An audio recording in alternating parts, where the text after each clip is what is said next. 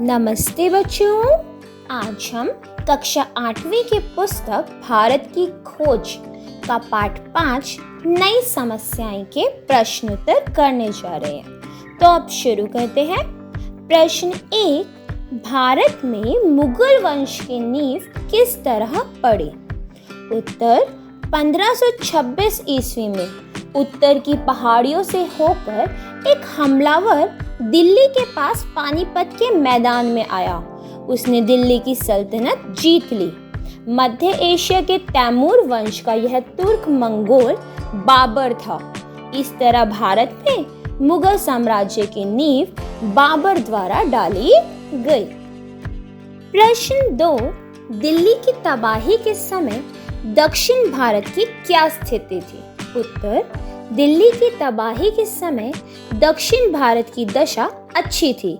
वहां के राज्यों में विजयनगर सबसे शक्तिशाली रियासत थी, जिसने उत्तर भारत के अनेक शरणार्थियों को आकर्षित किया। उस समय दक्षिण भारत प्रगति के पथ पर अग्रसर था। प्रश्न 3, बाबर कौन था? उसके व्यक्तित्व की विशेषताएं लिखिए। उत्तर, बाबर भारत में मुगल वंश का संस्थापक था। दिल्ली की सल्तनत को उसने 1526 ईस्वी में जीता। उसका व्यक्तित्व आकर्षक था। वह कला और साहित्य का शौकीन था। अपने 4 साल के शासन को उसने युद्ध तथा आगरा को राजधानी बनाने में लगाया। प्रश्न 5, औरंगजेब की मृत्यु के बाद भारत पर कौन कौन शासन के दावेदार थे?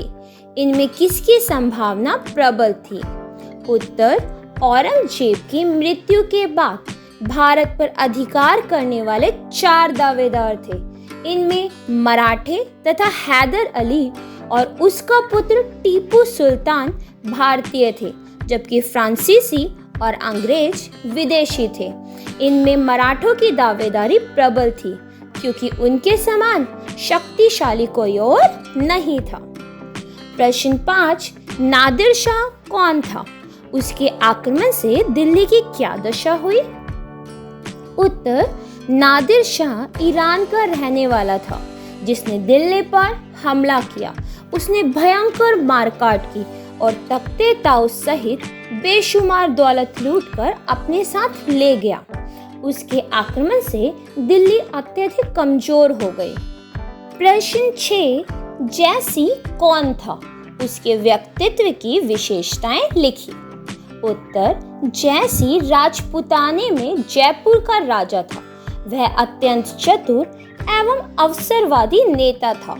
वह बहादुर योद्धा तथा कुशल राजनीतिज्ञ था।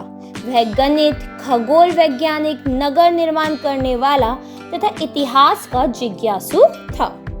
प्रश्न 7, जयपुर की नगर योजना को आदर्श क्यों समझा जाता है?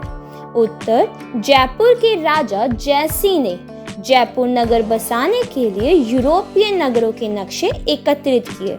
उनकी मदद से नया नक्शा बनाकर जयपुर नगर बसाया।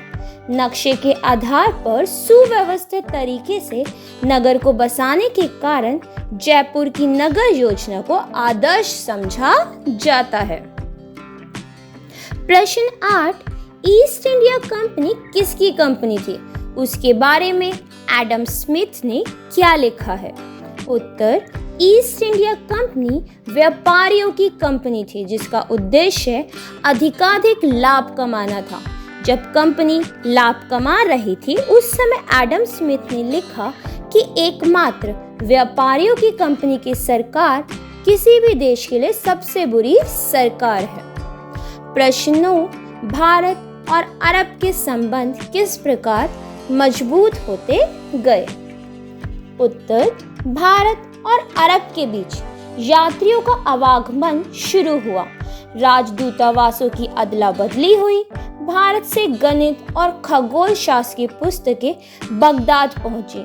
उनका अरबी में अनुवाद हुआ। अनेक भारतीय चिकित्सक बगदाद पहुंचे। यह संबंध उत्तर भारत तक ही सीमित न था। भारत के दक्षिणी राज्यों, विशेषतः राष्ट्रकूटों ने भी इसमें हिस्सा लिया। इस तरह भारत और अरब के संबंध मजबूत होते गए। प्रश्न 10, अमीर खुसरो कौन थे? उनकी प्रसिद्धि का क्या कारण था? उत्तर, अमीर खुसरो फारसी के चोटी के कवि थे। उन्हें संस्कृत का अच्छा ज्ञान था।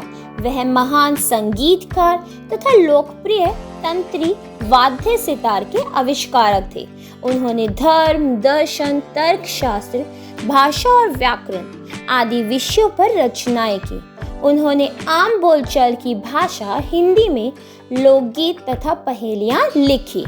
इनमें ऋतुओं तथा जीवन के अनेक पहलुओं का वर्णन है।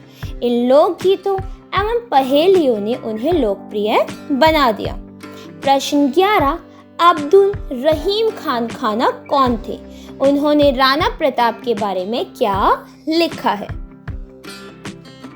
उत्तर, अब्दुल रहीम खान खाना अकबर के दरबार के अमीरों में से एक थे। वह संस्कृत, अरबी एवं फारसी के विद्वान थे।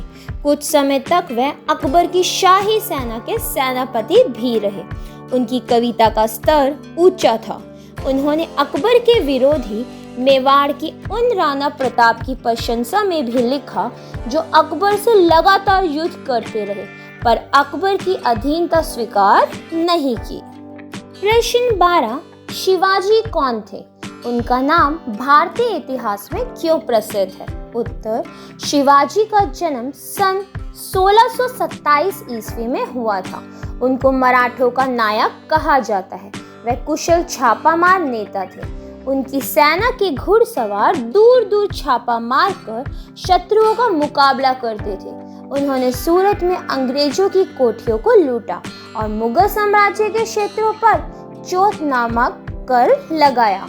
उन्होंने मराठों की संगठित करके दुर्जय शक्ति का रूप दिया। तो बच्चों, ये थे हमारे प्रश्न उत्तर। उम्मीद है आप सबको समझ आए होंगे और आपके लिए हेल्पफुल होंगे। अगर आपको वीडियो पसंद आई हो तो लाइक करना और चैनल को सब्सक्राइब करना मत भूलना। धन्यवाद।